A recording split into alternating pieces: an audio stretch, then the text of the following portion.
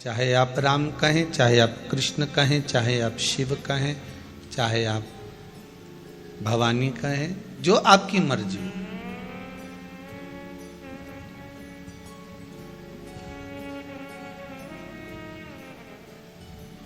मात्र एक मंत्र जाप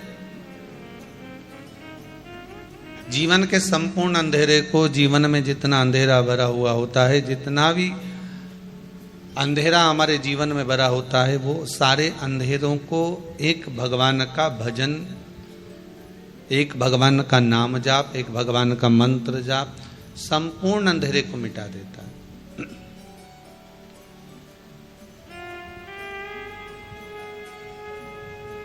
मानव का शरीर है, सुख और दुख तो चलना ही है, ये कभी समाप्त नहीं हो सकता।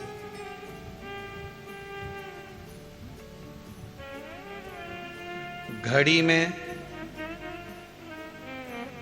3 कांटे होते हैं, आप लोग पहने हो तो अच्छे से देख लेना, आस्था पे भी जितने बैठे हो, ठीक है। एक जल्दी जल्दी चलता है, वो सेकंड का कांटा है। एक उससे धीमा चलता है, वो मिनट का कांटा है। और एक बिल्कुल ही आराम से दिखता ही नहीं कि कब खसक रहा है। दिख रहा है क्या? वो सेकंड वाला तो समझ में आता है कि ये चल रहा है, दिख रहा है। मिनट वाला भी नजर आता है कि ये थोड़ी देर में चल रहा है। पर जो घंटों का कांटा होता है ना, वो दिखता नहीं है, बहुत आराम आराम से खसकता है। बस ये मालूम पड़ जाता है कि घंटा पूरा हो गया। वो खसक बड़ा धीमे धीमे रहा है, बहुत धीमे धीमे खसकता।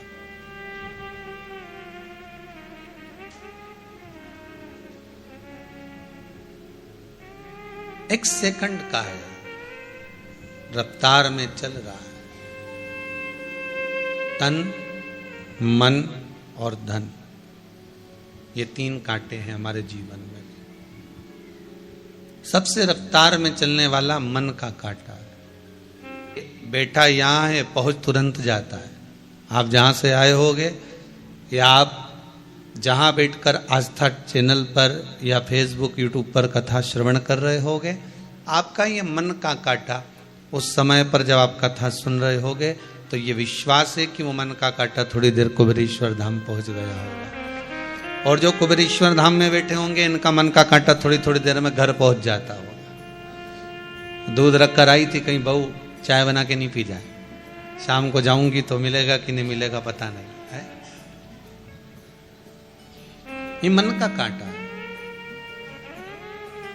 बहुत तीव्र दौड़ता है।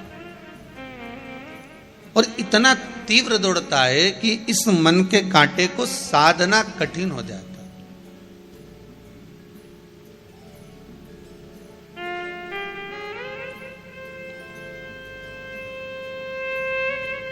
एक बार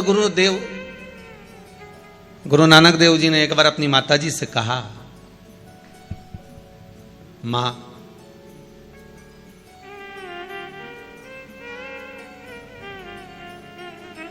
तुम मुझे कहती है कि एक जगह पर स्थिर क्यों नहीं बैठता, एक जगह शांत क्यों नहीं बैठता।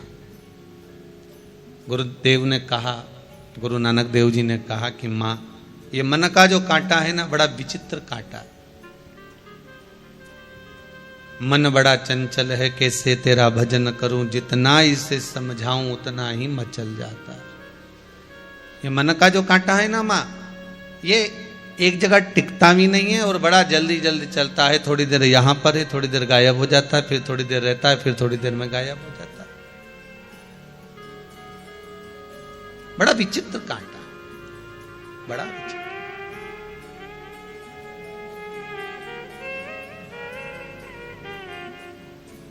और एक दूसरे नंबर पर है जो तन का कांटा है, वो मिनट वाला, वो भी चलता है पर थोड़ा स्लो स्लो चलता है। और तीसरे नंबर पर है जो धन का कांटा, वो दिखता ही नहीं है खसकता हुआ। धन घर में कितना ही आ जाए दिखता ही नहीं है,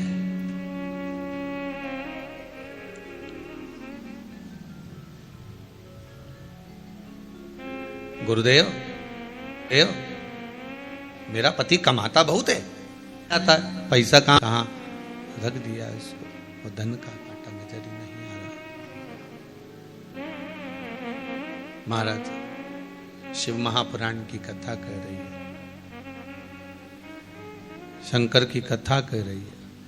धन का जो कांटा है एक खसकता बड़ा धीमे धीमे, पर धन का कांटा जब खसकता है तो फिर घंटों को बदल देता है। उसी तरह घड़ी पल समय ये घंटा का जो कांटा है घंटों वाला ये बदल देता है। शिव महापुराण की कथा में पहले भी कहा था, जब आपका समय बेकार हो, समय ठीक ना चल रहा हो, आपको ऐसा महसूस हो रहा हो कि ये समय ठीक नहीं है,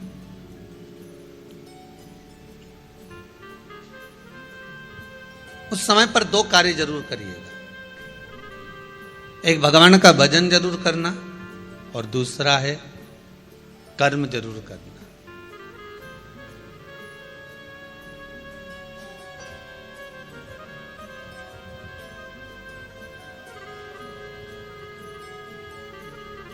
किसी व्यक्ति ने पूछा है, गुरुजी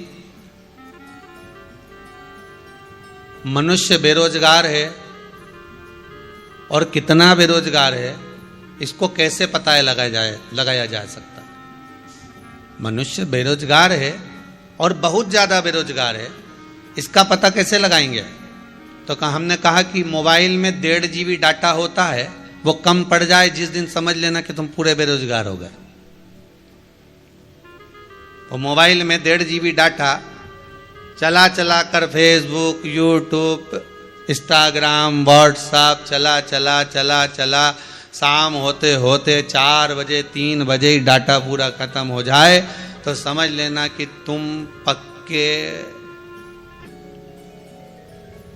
फिर क्या करा जाए? अगर व्यक्ति बेरोजगार, माल आने का मार्ग सुलभ हो जाए।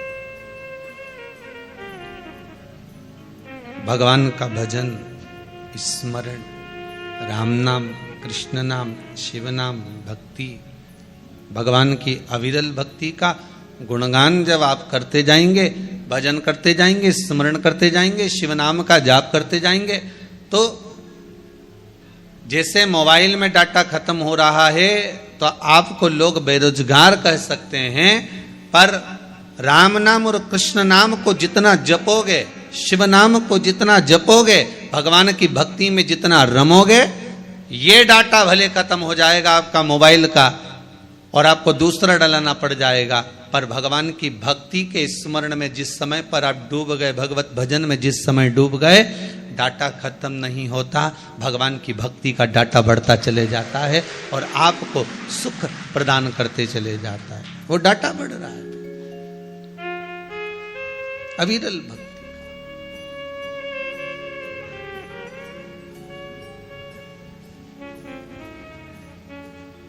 भगवान की अविरल भक्ति का डाटा।